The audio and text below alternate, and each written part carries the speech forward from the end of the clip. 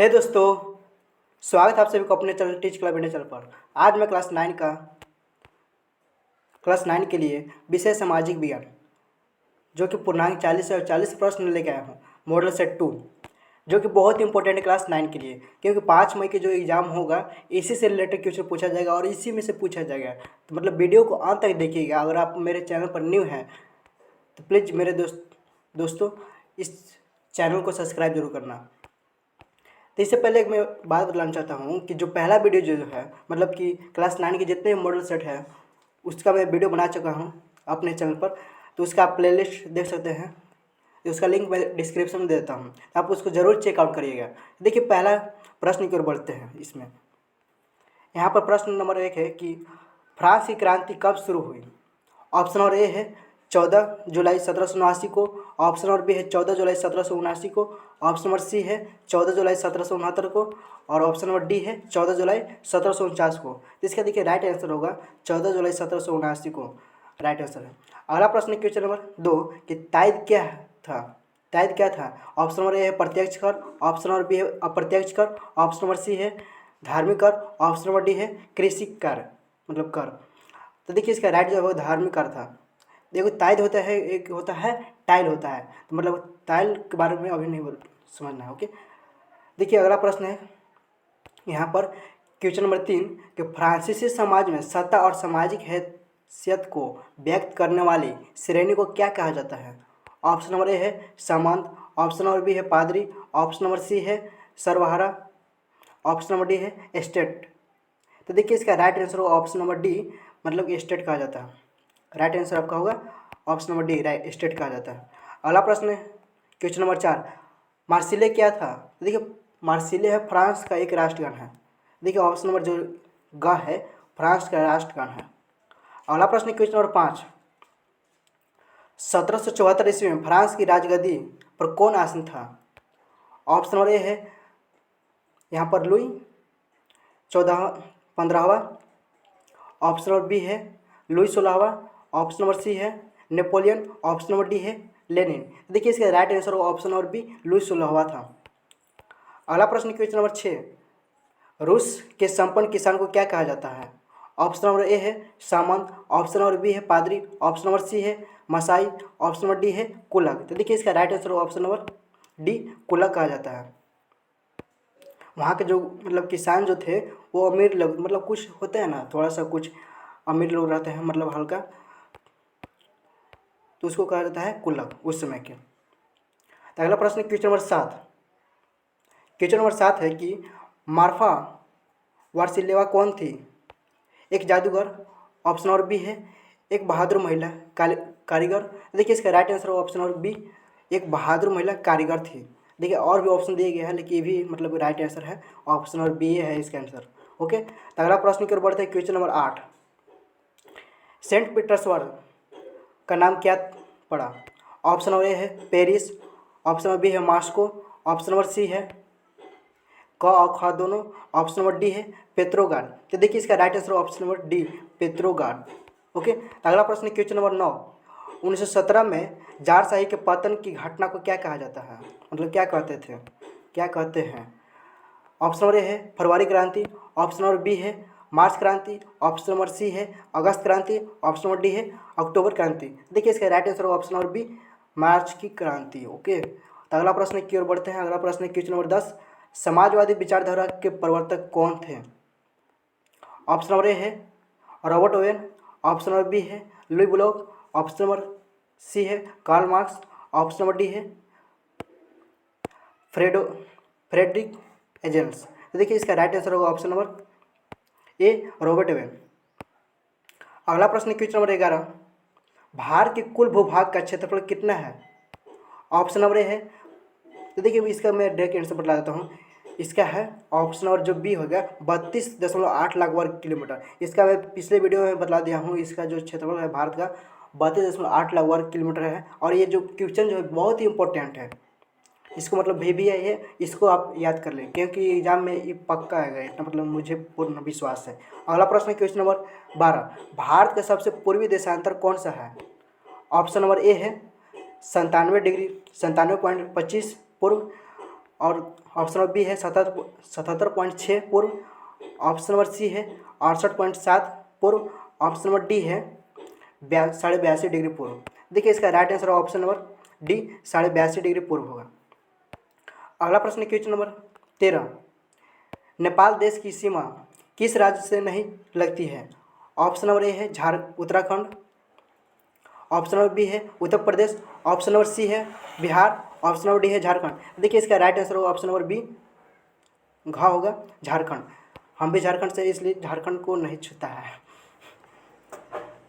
अगला प्रश्न question number 14, Bharat को भौगोलिक आकृतियों के दृष्टिकोण से कितने भागों में विभाजित किया गया है? देखिए ऑप्शन नंबर बी ए है 4, ऑप्शन नंबर बी है 5, ऑप्शन नंबर सी है 6, ऑप्शन नंबर डी है 7। देखिए इसका राइट आंसर होगा ऑप्शन नंबर सी 6 भागों में बांटा गया। अगला प्रश्न है क्वेश्चन नंबर 15, हिमालय में स्थित भारत की सबसे ऊंची चोटी कौन सी है?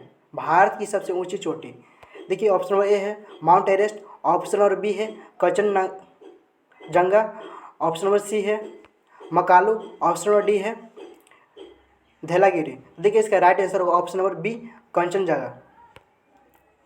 अगला प्रश्न क्वेश्चन नंबर 16, क्वेश्चन नंबर 16 के पूर्वांचल श्रृंखला का कौन सा भाग नहीं है?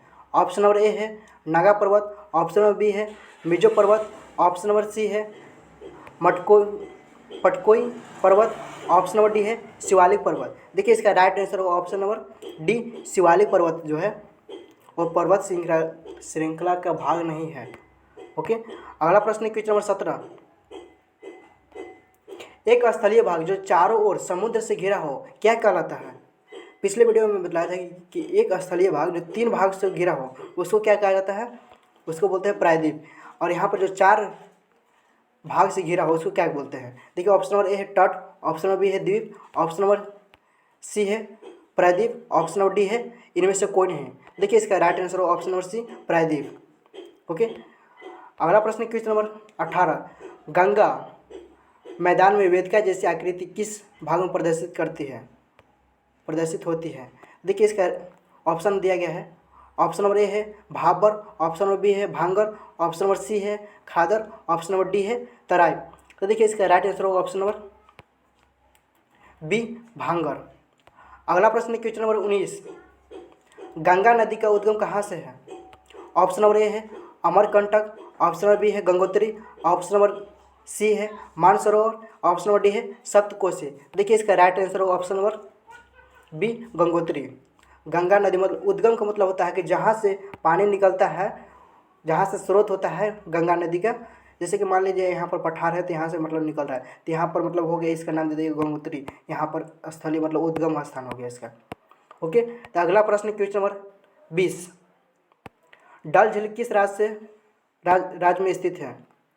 ऑप्शन नंबर ए है Jammu Kashmir, option number B है Himachal Pradesh, option number C है लद्दाख, ऑप्शन नंबर डी है राजस्थान। तो देखिए इसका राइट आंसर होगा ऑप्शन नंबर ए जम्मू कश्मीर में स्थित है।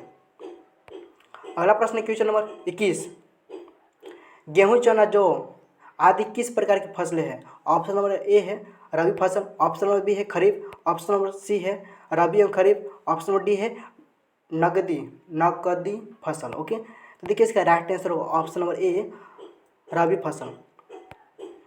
अगला प्रश्न की ओर बढ़ते हैं क्वेश्चन नंबर 22, हरित क्रांति की मुख्य विशेषताएं हैं। ऑप्शन नंबर ए है गेहूं तथा चावल में अप्रत्याशित वृद्धि, ऑप्शन नंबर बी है ज्वार तथा बाजरा के उत्पादन में वृद्धि, ऑप्शन नंबर सी है गन्ने की खेती में अप्रत्याशित वृद्धि, ऑप्शन नंबर डी है, यहाँ पर डी होगा मतलब घा होगा, नकदी फसलों के उत्पादन में वृद्धि। तो देखिए इसका राइट आंसर होगा ऑप्शन नंबर ए गेहूं तथा चावल में अप्रत्याशित रूप से वृद्धि होना। अगला प्रश्न क्वेश्चन नंबर 23 कि बहुविध फसल प्रणाली किसे कहते हैं?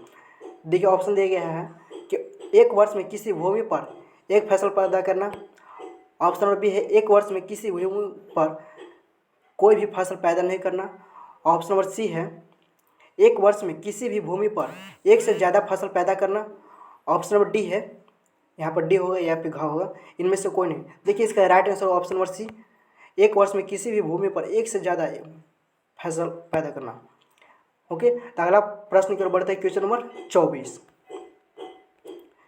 क्वेश्चन नंबर 24 है अपनी आजीविका के लिए श्रवण ने एक डेयरी की दुकान खोली। श्रवण की यह प्रक्रिया, यह क्रिया किस प्रकार की क्रिया है?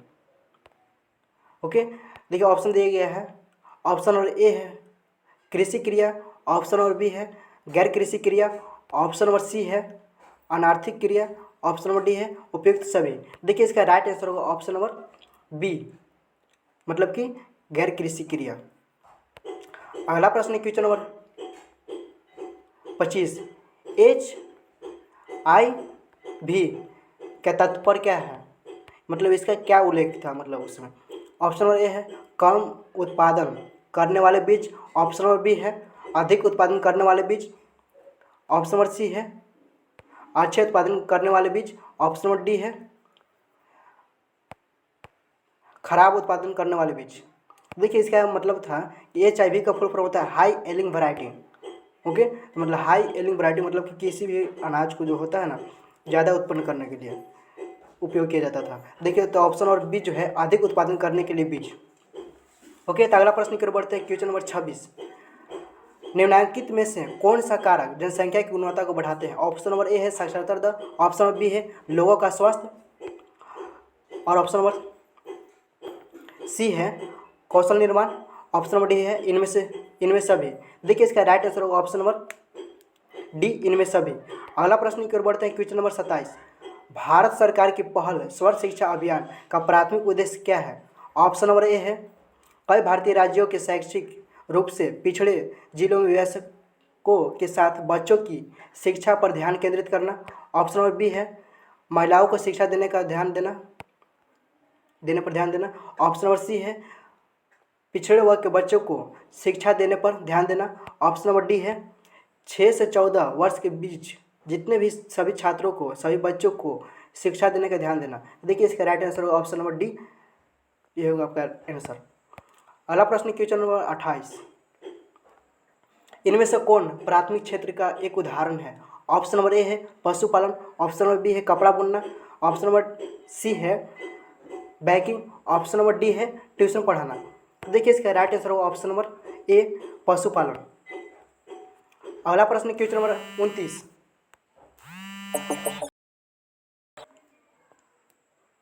क्वेश्चन नंबर 29 है किसी एक खेत में 5 लोग काम कर रहे हैं, यदि उनमें से 2 लोगों को हटा दिया जाए तो उत्पादन पर कोई प्रभाव नहीं पड़ेगा। यह किस प्रकार की बेरोजगारी को दर्शाता है, इंगित करता है? ऑप्शन नंबर ए है मौसमी बेरोजगारी, ऑप्शन नंबर बी है प्रच्छन्न बेरोजगारी, ऑप्शन नंबर सी है शिक्षित बेरोजगारी, ऑप्शन नंबर डी है इनमें से कोई नहीं। तो देखिए इसका राइट आंसर होगा ऑप्शन नंबर बी ख प्रच्छन्न बेरोजगारी। अगला प्रश्न की ओर बढ़ते हैं question number 30।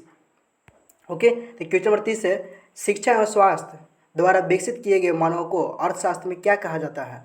Option number A है मानव पूंजी, ऑप्शन नंबर बी है अस्थायी पूंजी, ऑप्शन नंबर सी है अस्थायी पूंजी, ऑप्शन नंबर डी है कार्यशील पूंजी। देखिए इसका राइट आंसर होगा ऑप्शन नंबर ए मानव पूंजी। ओके, यहाँ पर है। अगला प्रश्न की ओर बढ़ते हैं क्वेश्चन नंबर 31, लोकतंत्र शासन का वह रूप है जिसमें ऑप्शन नंबर ए है शासक वंशानुगत हो, ऑप्शन नंबर बी है चुनाव में धन बल का प्रयोग हो, ऑप्शन नंबर सी है जनता शासकों का चुनाव करती है, ऑप्शन नंबर डी है सेना शासन को अपने हाथों में ले। देखिए इसका राइट आंसर होगा ऑप्शन नंबर सी जनता शासकों का चुनाव करती है। अगला प्रश्न की ओर बढ़ते हैं क्वेश्चन नंबर 32, चीन में राष्ट्रपति नियुक्त करने का अधिकार किसे है? ऑप्शन नंबर ए है communist party, option number B है राष्ट्रीय जन संसद, ऑप्शन नंबर सी है प्रधानमंत्री, ऑप्शन नंबर डी है में से कोई नहीं। तो देखिए इसका राइट आंसर होगा ऑप्शन नंबर ए कम्युनिस्ट पार्टी को। अगला प्रश्न है क्वेश्चन नंबर 33, जिम्बाब्वे कब स्वतंत्र हुआ? ऑप्शन नंबर ए है 1960 ईस्वी में, ऑप्शन नंबर बी है 1970 ईस्वी में, ऑप्शन नंबर सी है 1980 ईस्वी में, अगला जो ऑप्शन है ऑप्शन नंबर डी 1999 ईस्वी में। तो देखिए इसका राइट आंसर होगा ऑप्शन नंबर सी 1980 ईस्वी में। ओके, तो अगला प्रश्न की ओर बढ़ते क्वेश्चन नंबर 34, रॉबर्ट मुगाबे कहाँ के राष्ट्रपति थे? ऑप्शन नंबर ए है दक्षिण अफ्रीका, ऑप्शन नंबर बी है चीन, ऑप्शन नंबर सी है पाकिस्तान, ऑप्शन नंबर डी है जिम्बाब्वे। देखिए इसका राइट आंसर होगा ऑप्शन नंबर डी जिम्बाब्वे के राष्ट्रपति। ओके, अगला प्रश्न की ओर बढ़ते हैं क्वेश्चन नंबर 35, दक्षिण अफ्रीका के राष्ट्रपति कौन थे? ऑप्शन दिया गया है ऑप्शन नंबर ए है Pervez Musharraf, option number B है Robert Mugabe, option number C है Nelson Mandela, option number D है जेकब जुमा। तो देखिए इसका right answer option number C Nelson Mandela. Okay, अगला प्रश्न की ओर बढ़ते हैं, क्वेश्चन नंबर 36। यहाँ पर दिया गया है कि संविधान के संबंध में इनमें से कौन सा कथन असत्य है, मतलब गलत है। देखिए ऑप्शन नंबर ए है यह साथ रहे विभिन्न तरह के लोगों के बीच जरूरी भरोसा एवं सहयोग विकसित करता है। ऑप्शन नंबर बी है यह स्पष्ट करता है कि सरकार का गठन कैसे होगा और किसे फैसला लेने का अधिकार है। ऑप्शन नंबर सी है यह सरकार के अधिकारों को सीमा नहीं बताता। ऑप्शन नंबर डी है यह नागरिकों के अधिकारों को भी बताता है। देखिए इसका राइट आंसर होगा ऑप्शन नंबर सी यह सरकार के अधिकारों को सीमा को नहीं बताता। ओके, तो अगला प्रश्न क्वेश्चन नंबर 37। भारतीय संविधान सभा के लिए कब चुनाव कराए गए थे। ऑप्शन नंबर ए है जुलाई 1942 को, ऑप्शन नंबर बी है जुलाई 1944 को, ऑप्शन नंबर सी है जुलाई 1945 को, ऑप्शन नंबर डी है 1946 को जुलाई। तो देखिए इसका राइट आंसर होगा, सही जवाब होगा ऑप्शन नंबर डी जुलाई 1946 को हुआ था। ओके, अगला प्रश्न की ओर बढ़ते हैं, क्वेश्चन नंबर 38। क्वेश्चन नंबर 38 है इनमें से कौन भारतीय संविधान सभा के सदस्य नहीं थे। ऑप्शन नंबर ए है Mahatma Gandhi, option number B है Pandit Jawaharlal Nehru, option number C है doctor Bhimrao Ambedkar, option number D है डॉक्टर राजेंद्र प्रसाद। देखिए इसका right answer option number A Mahatma Gandhi भारतीय संविधान सभा के सदस्य नहीं थे। अगला प्रश्न की ओर है, अगला प्रश्न है क्वेश्चन नंबर 39 कि इनमें से भारतीय संविधान के बुनियादी मूल कौन नहीं है। ऑप्शन नंबर ए है समानता, ऑप्शन नंबर बी है सर्वतंत्रता, ऑप्शन नंबर सी है असहिष्णुता, ऑप्शन नंबर डी है पंथ निरपेक्ष। देखिए इसका राइट आंसर होगा ऑप्शन नंबर सी असहिष्णुता। ओके, अगला प्रश्न जो अंतिम प्रश्न है क्वेश्चन नंबर 40 इनमें से कौन सुमेलित नहीं है। देखिए इसका ऑप्शन है, ऑप्शन दिए गए हैं, ऑप्शन नंबर ए है मोतीलाल नेहरू 1928 में भारत का संविधान बनाया, ऑप्शन नंबर बी है राजेंद्र प्रसाद संविधान सभा के अध्यक्ष, ऑप्शन नंबर सी जो है डॉक्टर भीमराव अंबेडकर प्रारूप कमेटी के अध्यक्ष, ऑप्शन नंबर डी है इंदिरा गांधी संविधान सभा के सदस्य। तो देखिए इसका राइट आंसर होगा ऑप्शन नंबर जो डी है इंदिरा गांधी संविधान सभा का सदस्य। ये गलत है और इन तीनों जो सही है। ओके, तो वीडियो आपको अच्छी लगी हो तो वीडियो को लाइक करें। और इस वीडियो में 40 प्रश्न हल हो गया है, अगला भी वीडियो आएगा क्लास 9 के लिए। तो आप प्लीज़ दोस्तों इस वीडियो को शेयर सब्सक्राइब जरूर करें। मिलते हैं नेक्स्ट वीडियो में, तब तक के लिए जय हिंद साथियों। Thanks for watching this video.